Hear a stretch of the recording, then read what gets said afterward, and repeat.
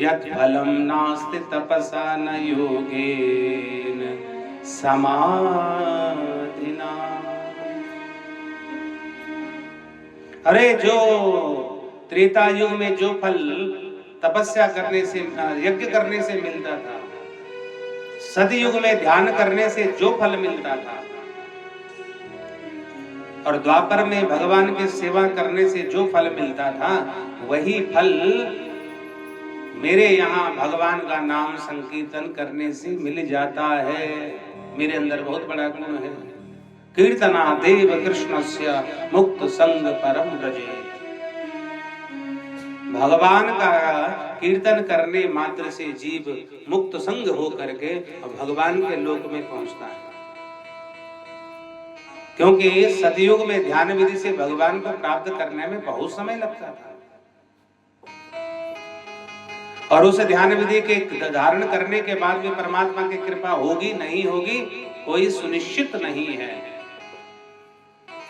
लेकिन यहाँ सुनिश्चित है, कीर्तना देव कृष्णस्य मुक्त संग परम व्रजेत। भगवान का नाम लेने मात्र से जीव वैकुंठ जाएगा, इस बात की हम गारंटी देते हैं। तो जो ध्यान विधि से और यज्ञ के माध्यम से और सेवा करने से जो फल तीनों युगों में नहीं मिलता था, वो फल यहाँ कलयुग में भगवान के नाम से ही मिलता है।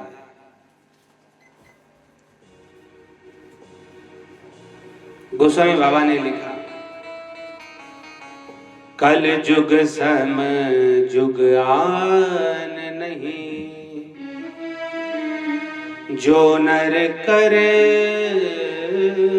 विश्वास, गाय राम गुण गण विमल, भवतर बिना प्रयास। गोस्वामी जी ने तो लिखा कि कल युग सम युग आन नहीं। भाई देखो, इस संसार में हम किसी भी यात्रा को करते हैं तो हम तो ये सोचते हैं कि सस्ते में सब कुछ हो जाए। अधिक खर्चा कोई नहीं करना चाहता कि हमारा किसी भी कार्य में खर्चा अधिक हो, सब सुलभता से, सरलता से, कम खर्चे में काम हो जाए। तो कलयुग भी ऐसा ही है। यहाँ भगवान को प्राप्त करने के लिए कम समय और कम खर्चा है। कलयुग समयुग आन नहीं, जो नर कर विश्वास। इसलिए यहाँ भगवान की प्राप्ति बहुत छोटे साधन में है। और अगर विश्वास पूर्वक हरि नाम को अपने जीवन में धारण किया जाए तो जीव तुरंत मुक्त हो सकता है। इसलिए कलियुग ही एक ऐसा मात्र युग है जहां भगवान नाम की माला जपने मात्र से जीव वैकुंठ की प्राप्ति कर सकता है। तो कल जोग जोग ना यज्ञ न ज्ञाना, कल जोग जोग ना यज्ञ न, कल जोग जोग ना यज्ञ न ज्ञाना, कल जोग जोग ना यज्ञ न, आधार राम गुण गाना, एक आधार राम गुण गाना, कल जुग केवल हरि गुण गाना, कल जुग केवल हरि गुण गाना, कल जुग केवल हरि गुण गाना, कल जुग केवल हरि गुण गाना, गावहि नर पावहि भवता, गावहि नर पावहि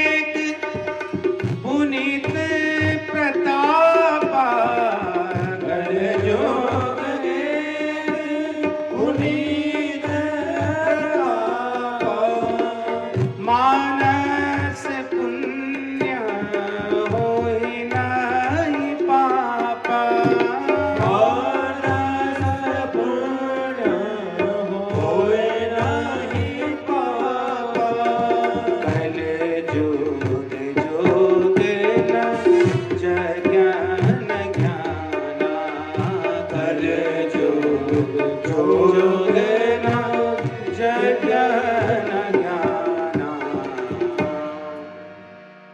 तो कलयुग जोग न यज्ञ न ज्ञाना, एक आधार राम गुण गाना।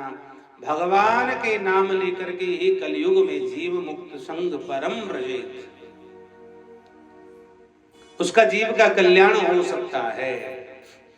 इसलिए नहीं कल कर्म न भगत विवेकु, राम नाम अवलंबन है। अगर मुक्त कलयुग में जीव को होना है, कम समय में अगर मुक्त होना है, तो भगवान नाम का आश्रय ही एकमात्र सबसे सरल साधन है। जब परलोक की यात्रा होती है, तो जैसे इस संसार में इस लोक की यात्राओं को करने के लिए हमको क्या चाहिए? साधन चाहिए। और यात्रा करने के लिए हमारे पास साधन है गाड़ी। हम गाड़ी से जाते हैं। तो भैया कुछ लोग बस से जाते हैं यात्रा में, कुछ लोग अपने निजी वाहन से जाते हैं स्वयं के, और कुछ साधु संत तो पैदल ही यात्रा करते हैं चारों धामों की। कुछ पैदल चलते हैं, कुछ लोग टैक्सी से जाते हैं, कुछ लोग ट्रेन से जाते हैं, कुछ लोग फ्लाइट से जाते हैं, हवाई जहाज से जाते हैं, कुछ लोग पानी के जहाज से जाते हैं।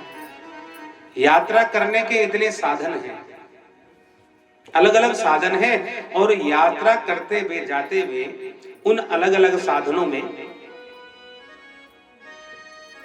सबका जो है समय अलग अलग है और सबका शुल्क भी अलग अलग है। समय भी अलग और शुल्क भी अलग। देहरादून से दिल्ली जाना हो बस से 6 साढ़े 6 घंटे, अपनी गाड़ी से जाएंगे 5 साढ़े 5 घंटे, पैदल जाएंगे तो 3-4 दिन, और फ्लाइट से जाएंगे तो 45 मिनट। साधन अलग अलग है, लक्ष्य एक ही है, जाना है गंतव्य स्थान तक। लक्ष्य तो एक ही है।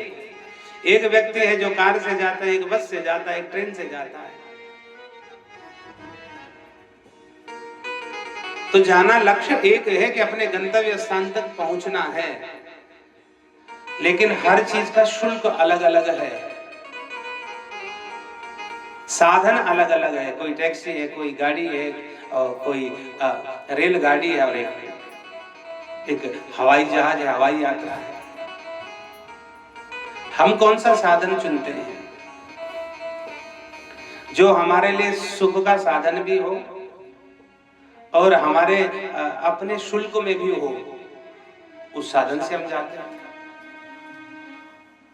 जिसका हम शुल्क भी दे सके और हमें लगे कि ये हमारे लिए पर्याप्त है, इसमें हमारे लिए सुख भी है और शुल्क भी हमारे हिसाब से, हम उससे जाएंगे। हर व्यक्ति का अपना अपना हिसाब है, लेकिन सबका एक ही उद्देश्य है, यहां से दिल्ली की यात्रा करना। उद्देश्य एक है। ऐसे ही जीव का उद्देश्य एकमात्र है, और वो है भगवान तक पहुंचना। आत्मा को परमात्मा तक सुरक्षित पहुंचाना शरीर का प्रमुख कर्तव्य है। तो किस स्वरूप से, किस से जाएगा व्यक्ति, कैसे जाएगा? वहां जाने के लिए भी गाड़ी चाहिए, तो वहां जाने के लिए भी अलग अलग गाड़ियां हैं। एक तो भक्ति रूपी नौका में बैठ करके जाएंगे तो प्रभु उसके ड्राइवर बन करके आपको छोड़ देंगे। प्रेम रूपी नौका में बैठकर जाएंगे तो प्रभु आपको सुरक्षित छोड़ देंगे। भगवान नाम रूप की नौका बना करके अगर जाएंगे तो भगवान सुरक्षित छोड़ देंगे, लेकिन ज्ञान मार्ग से जाएंगे तो ज्ञान मार्ग में ड्राइवर भगवान नहीं होगा, उसमें खतरा ज्यादा है। क्योंकि जब हम भगवान को ढूंढने के लिए संसार में जाते हैं तो भगवान कहते हैं जब तक सुरक्षित मेरे पास नहीं पहुंचते तब तक मैं तुमको रास्ते में स्वीकार नहीं करूंगा। और भक्ति मार्ग में जब जीव भगवान के पास जाता है, नाम संकीर्तन के माध्यम से जाता है, तो परमात्मा स्वयं जीव की सहायता करते हैं अपने घर आने के लिए। तो कौन सा मार्ग अच्छा है? सबसे बढ़िया मार्ग है कि जो भगवान ही स्वयं ड्राइवर बन के आ जाए, भगवान कहीं गिरने नहीं देगा, गिरने के कम चांस है। ऐसे ही हवाई जहाज से जाने के सबसे कम समय लगता है, लेकिन वहां खतरा ज्यादा है। अगर गिर गया तो हड्डी भी नहीं मिलेगी, व्यक्ति नहीं पहचाना जाएगा। इसलिए हम अपने हिसाब से सरल साधन चुनते हैं, जो जिसमें सुख भी हो और सरल भी हो। ऐसे ही भगवान तक पहुंचने के लिए कलयुग में सबसे सुंदर, सबसे सुलभ और सबसे सहज और सबसे कम शुल्क का साधन है भगवान नाम की नौका। गाय राम गुण गण विमल भवतर बिना ही प्रयास। और बिना प्रयास के ही अर्थात परमात्मा ही स्वयं जीव के पास आकर के जीव को मुक्त कर देते हैं। मुक्त संग परम रजे। इसलिए कलयुग में हम सब कहते हैं कि महाराज कलयुग है, कलयुग में ऐसा होता है वैसा होता नहीं। ये भी तो सोचिए कि कलयुग में भगवान के नाम से ही जीव मुक्त हो जाता है, ये भाव भी हमको पता होना चाहिए। ये सोचकर अगर कलयुग में जिया जाए तो कलयुग दोषकारी नहीं, अपितु गुणकारी है। तो राजा परीक्षित से उस कलयुग ने कहा, महाराज हम जो है हमारे अंदर आप दोष देख रहे हैं, लेकिन अगर आप हमारे गुण को देखेंगे तो आप जरूर हमें जगह देंगे। राजा परीक्षित ने कहा, गुण तो बहुत अच्छा है, अगर भगवान नाम के सहारे मात्र से ही जीव मुक्त संग हो सकता है, आओ मैं तुमको स्थान दे देता हूं। कलयुग ने हाथ जोड़े राजा परीक्षित को, धन्य है प्रभु। तो कलयुग को राजा परीक्षित ने केवल इस उद्देश्य से स्थान दिया कि इसके आने से जीव शीघ्र मुक्त हो जाए। कलयुग जैसे ही आया, बोले महाराज ठीक है, तो हम तुमको स्थान दे देते हैं अपने राज्य में। बोले कौन कौन से स्थान दे रहे हो? तो द्यूतम पानम स्त्रियासूना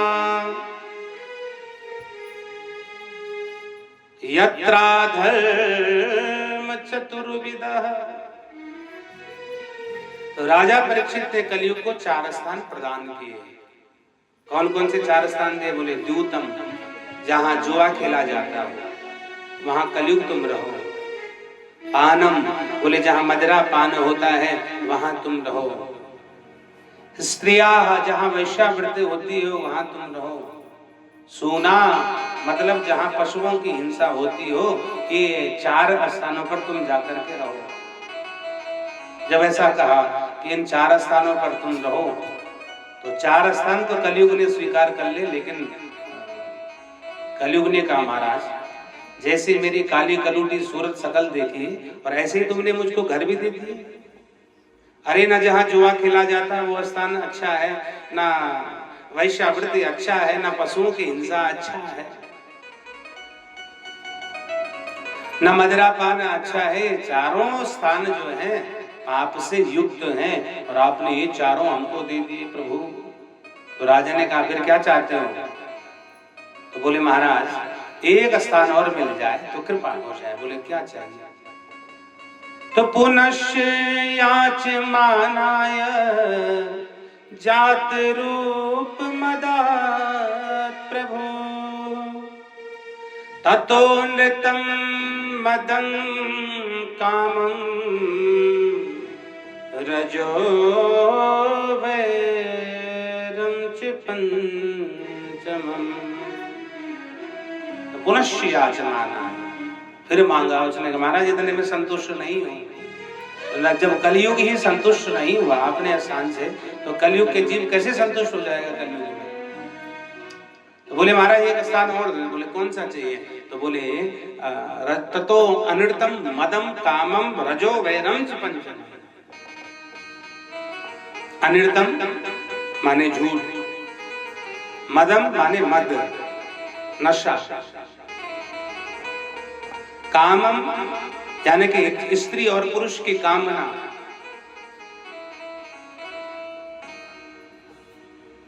तो ततो अनिर्तम मदम कामम वैरम वैर माने शत्रुता। रजो पंचमम। तो बोले पांचवा क्या चाहिए? बोले पांचवा चाहिए कि रजोगुण में मेरा वास हो जाए। तो देखो, अंध माने झूठ, जुआ बिना झूठ के नहीं चलता। और मदिरा पान के बाद कोई व्यक्ति ऐसा नहीं है जो नशे में ना हो। मदम बिना शरीर में काम की उत्पत्ति के कोई वैश्यावृत्ति में भी परिणित नहीं होता काम। और बिना क्रोध